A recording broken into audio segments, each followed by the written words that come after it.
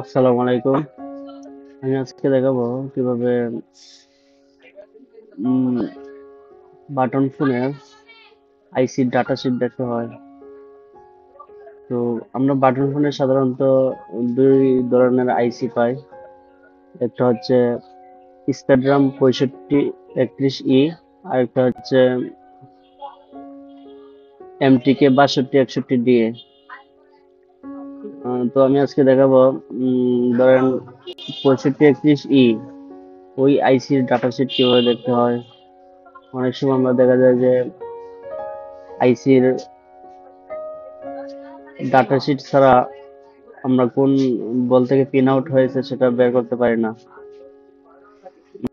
ধরুন যদি কোনো সময় আমাদের পাওয়ার কি লাইন হারিয়ে ফেলি, পাওয়ার কি লাইন কিভাবে খুঁজে বের করতে হয় সেটা দেখাবো।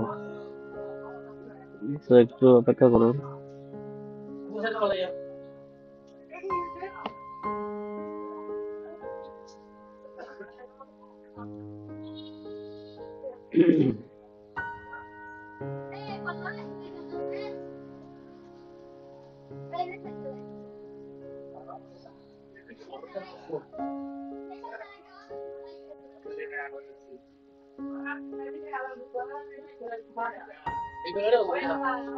হুম, 250।